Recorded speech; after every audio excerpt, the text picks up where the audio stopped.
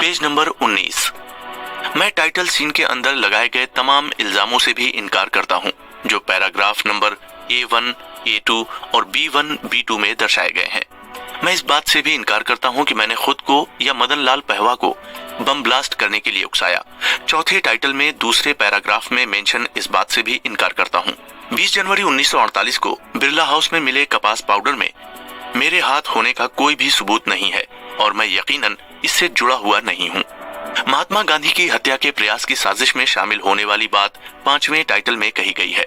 मैं इससे भी इनकार करता हूं कि मैं मदन लाल पहवा या ऐसे किसी भी व्यक्ति से डायरेक्ट या इनडायरेक्ट फॉर्म से जुड़ा हुआ था और इस साजिश में शामिल नहीं था।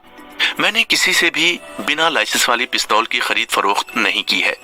मैं मानता हूं कि मैं गांधी जी की विचारधारा के विरोध में था और उन लोगों का समर्थन कर रहा था जो गांधी जी के विपक्ष में खड़े हैं, लेकिन इसका मेरे दिल्ली जाने से कोई संबंध नहीं है। मैं दिल्ली कब और कैसे पहुंचा ये कोई मुख्य मुद्दा नहीं है। गांधी जी द्वारा अहिंसा का पाठ पढ़ाया जा रहा था जिसके चलते हिंदू समाज पतन की ओर बढ़ रहा था और उसके प्रतिरोध करने की क्षमता मुसलमानों के मुकाबले बहुत कम हो गई थी। इस बुराई का मुकाबला करने के लिए मैंने पब्लिक जीवन अपनाया और संकल्प लिया कि ऐसा एक समूह बनाऊंगा जो गांधी जी के विरोध में खड़ा हो। इस काम में मैं और आपटे मुख्य भूमिका में थे। इसके लिए सबसे पहले हमने अग्रणी नाम के अखबार की शुरुआत की और गांधी जी के अहिंसा वाले रास्ते का विरोध किया। गांधी जी ने जब अपने बचाव में मुसलमानों के प्रति अपना नजरिया स्पष्ट किया तो हमने उनके इन विचारों को हिंदुओं के लिए हानिकारक बताया। मैं साबित कर सकता हूँ कि हिंदुओं के हितों की रक्षा करने में गांधी जी कैपेबल नहीं थे। मैंने अपने अखबार के जरिए गांधी जी के हर कदम का विरोध किया, जैसे उपवास रखना, लक्ष्य की प्राप्ति के लिए प्रार्थना सभाएं करना इत्यादि। हम विरोध दिखाने के लिए शांतिपूर्ण प्रदर्शन के भी खिलाफ थे। जब मुझे पता चला कि 13 जनवरी 1948 को गांधी जी ने हिंदू मुस्लिम एकता के लिए उपवास रखा है तो मैंने इसका विरोध किया, क्योंकि मैं समझ गया था कि ये उपवास हिंदू मुस्लिम एकता के लिए नहीं बल्कि पाकिस्तान को उसकी बकाया राशि दिए जाने के प्रति सरकार पर दबाव बनाने हेतु किया गया है। ऐसे में आपटे के कहने पर मुंबई आया और वहां हमने प्रार्थना सभा को भंग करने का निर्णय लिया, जिसमें मैंने हामी पहले से भर दी थी। मैं अपने ऊपर लगाए इस इल्जाम से भी स्पष्ट रूप से इनकार करता हूं कि मैंने सावरकर के साथ मिलकर आपटे को लेकर गांधी जी के खिलाफ कोई साजिश रची। मैं इस मामले में किसी भी तरह की मिलीभगत से भी इनकार करता हूं। मेरे अनुसार ये कथन भी गलत है कि मैं अपने भाई गोपाल गोडसे को प्रभारी बनाने के सिलसिले में पुणे गया। रिवॉल्वर लेने के लिए दिल्ली जाने वाली बात और मुंबई पहुंचने वाली बात भी सरासर झूठ है। मैं पैराग्राफ 17 में लिखी बात में ये क्लियर कर चुका हूँ। 16 जनवरी 1948 को पुणे में न मैं था और न ही किसी से मिला, न मेरी किसी से बात हुई। इस बारे में चार्जशीट में दिए गए स्टेटमेंट सही नहीं है। मैं पहले भी कह चुका हूँ कि गांधी जी की प्रार्थना सभा को भंग करने के लिए हमने एक योजना बनाई और उस प्रदर्शन का हिस्सा बनने के लिए दिल्ली आने का प्लान तैयार किया। हमने दिल्ली जाने के लिए पैसे इकट्ठे किए और जैसा कि मैंने पैराग्राफ 17 में कहा है, मैं और आपटे इस योजना में शामिल थे। मेरी पुणे जाने वाली बात को लेकर यही राय है कि ये पूर्ण रूप से असत्य है। 16 जनवरी 1948 को मैं पुणे में था ही नहीं, तो कोई मुझे एक बड़ी रिवॉल्वर के बदले पिस्तौल कैसे दे सकता है। Page number 22। 15 जनवरी 1948 को दादर में हिंदू सभा के कार्यालय में मैं, आपटे और बैज प्रेस के संबंध में बात करने के लिए मिले। मैं और आपटे 17 जनवरी 1948 को दिल्ली पहुंचे और मरीना होटल में ठहरे। 20 जनवरी की सुबह बैज हमसे होटल में मिले।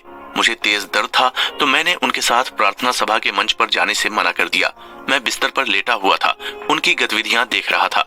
गोडसे, करकरे, मदन लाल, बैज और मरीना होटल का नौकर शंकर आपस में बात कर रहे थे। उन्होंने खाना खाया और गोपाल गोडसे अपनी रिवॉल्वर की मरम्मत कर रहा था। दोपहर में होने वाली प्रार्थना सभा के लिए तैयारी कर रहे थे। मेरे पास उस समय कमरे में न तो बारूद थे, न ही हथगोले थे, न कॉटन था, न फ्यूज था, न कोई प्राइमरी तार।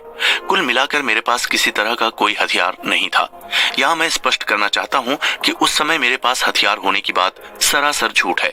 मैं पहले ही स्पष्ट कर चुका हूँ कि मैं प्रार्थना सभा में अस्वस्थ होने के कारण नहीं पहुंचा था और होटल में ही सभी का इंतजार कर रहा था। सभी शाम 6 बजे मरीना होटल लौटे और मुझे इस बात की सूचना दी गई। हम वहाँ 1 या 2 दिन रुके क्योंकि इन्हीं दिनों में प्रार्थना सभा और रैली होनी थी। प्रार्थना सभा के बाद रैली निकाली जा रही थी और 1 घंटे के बाद सभा स्थल पर विस्फोट के कारण हंगामा हुआ। एक शरणार्थी की गिरफ्तारी भी हुई, लेकिन ये गलत है कि मैं बैच से हिंदू महासभा के भवन में 20 जनवरी 1948 को मिला। गवाहों ने यह भी कहा है कि उन्होंने मुझे बिरला हाउस में देखा, लेकिन मैं इस बात को भी सिरे से खारिज करता हूँ। गवाहों ने तो मुझे तुगलक हाईवे थाने पर पहचाना। मैं न चाहते हुए भी आप्टे के साथ दिल्ली प्रार्थना सभा में जाने हेतु सहमत हो गया था, लेकिन वहाँ हमारे पास पैसे खत्म हो रहे थे। हम आगे खर्चा उठाने में असमर्थ हो रहे थे, इसलिए डॉक्टर परचुरे ने ग्वालियर जाने का फैसला किया था। वहाँ स्वयं सेवकों के लिए परिस्थितियाँ ठीक थीं और ये इंतजाम किया जा सकता था। इसलिए हम 27 जनवरी 1948 को ग्वालियर पहुंचे। हमने सफर ट्रेन से किया। ग्वालियर पहुंचने के बाद हम धर्मशाला के करीब ही रुके और डॉक्टर परचुरे उनके घर पहुंच गए, जहां मुझे अस्पताल ले जाया गया क्योंकि मेरी तबीयत ठीक नहीं थी। मैं निराश था और आखिर में दिल्ली पहुंचकर मैंने शरणार्थी कैंप के दौरे किए।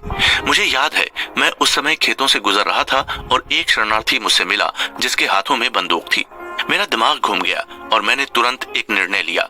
मैंने उससे बंदूक खरीदी और फिर मेरा माइंड एक साथ कई तरह की चीजें सोचने लगा। मैंने बंदूक के दम पर मौजूदा हालात पर काबू पाने और हिंदुओं के बीच फैली अराजकता को खत्म करने का विचार भी किया। मेरे और सावरकर के संबंध बहुत गहरे थे। वो एक धार्मिक ब्राह्मण परिवार में जन्मे और उन्हें अपने हिंदू होने पर बेहद गर्व था। वहीं बचपन में मेरी भावनाएं भी कुछ इसी तरह की थीं, लेकिन जैसे जैसे मेरी उम्र बढ़ी मैं किसी के बस में नहीं रहा और मेरी सोच एकदम आजाद हो गई। मैं हूँ ऊंच नीच, जात पात और छुआछूत के सख्त खिलाफ था। जन्म पर आधारित भेदभाव के मैं सख्त खिलाफ था और इन्हें जड़ से मिटाने के लिए एक्टिव था। मैं सार्वजनिक रूप से जाति विरोधी आंदोलन में शामिल हुआ और मेरा मानना था कि सभी हिंदुओं के साथ एक जैसा व्यवहार होना चाहिए। मैं चाहता था कि इस तरह के रात्रि भोज का आयोजन किया जाना चाहिए जिसमें सभी हिंदू ब्राह्मण, वैश्य और अन्य जाति के लोग एक साथ नियम कायदों को तोड़कर भोजन करें। मैंने दादा भाई नौरोजी और विवेकानंद गोखले की रचनाएं पढ़ी हैं। भारत सहित मैंने कई आधुनिक देशों की प्राचीन और ऐतिहासिक किताबें पढ़ी, जिनमें इंग्लैंड, फ्रांस, संयुक्त राष्ट्र अमेरिका और रूस जैसे देश प्रमुख रहे। इन किताबों में मैंने समाजवाद और साम्यवाद के सिद्धांतों यानी प्रिंसिपल की स्टडी की। इस तरह की तमाम किताबें पढ़ने के बाद मुझे विश्वास हो गया कि मुझे एक देशभक्त के रूप में अपना कर्तव्य निभाना चाहिए और हिंदू धर्म और हिंदू समाज के लोगों की सेवा करनी चाहिए। मैं लाखों हिंदुओं के हितों की रक्षा के लिए आगे बढ़ना चाहता था। मैं मानता था कि मेरी मातृभूमि और हिंदुस्तान की स्वतंत्रता की रक्षा करने के लिए मेरे विचार अहम हैं और यही भावना आपको मानवता की सच्ची सेवा करने के लिए प्रेरित करती है और सक्षम बनाती है। मैंने आरएसएस ज्वाइन कर ली और कई सालों तक इसके साथ काम करने के बाद महासभा से जुड़ा। अब मैं हिंदुओं के लिए एक सैनिक के रूप में लड़ने के लिए खुद को तैयार समझ रहा था। इसी बीच वीर सावरकर को हिंदू महासभा के अध्यक्ष पद पर नियुक्त किया गया। इसके बाद उनका आकर्षक व्यक्तित्व प्रचार प्रसार के जरिए और भी लोगों के सामने आया। लाखों हिंदू उन्हें अपने रक्षक और नायक के रूप में देखने लगे, जिसके चलते वे और अधिक सक्षम और हिंदुओं के प्रति वफादार होते गए। उनके प्रशंसकों में से मैं भी एक था। मैंने उनके साथ काम किया और महासभा की एक्टिविटीज को आगे बढ़ाने में भी मैं अपना कंट्रीब्यूशन देता रहा। आगे चलकर हिंदू संघ आंदोलन के जरिए हिंदू समाज के हित की बात आगे बढ़ाने के फैसले के साथ मैंने और मेरे सहयोगी आप्टे ने एक अखबार शुरू किया। संघ के सभी हिंदू नेता और बड़े लोगों की सहानुभूति हमें प्राप्त थी और इसी के चलते अखबार को शुरुआती वित्तीय सहायता महासभा के अध्यक्ष वीर सावरकर से मिली। वो हमारे प्रति सहानुभूति रखते थे और उन्होंने शुरू में हमें 15,000 रुपए की राशि मदद के तौर पर दी। साथ ही उन्होंने शुभकामना भी दी अखबार जल्दी पंजीकृत हो जाए और एक रेपुटेशन वाले बड़े अखबार के रूप में तब्दील भी हो। इस तरह हमारे मराठी भाषा के अखबार दैनिक अग्रणी की शुरुआत हुई। आगे चलकर इस अखबार के लिए इन्वेस्टमेंट करने वालों में गुलाब चंद्र सेठ, श्री सिंगरे और श्री भालजी पेंढारकर प्रमुख थे। मैं और आप्टे कंपनी के सीईओ बने। संपादन की जिम्मेदारी भी उस समय मेरे पास थी।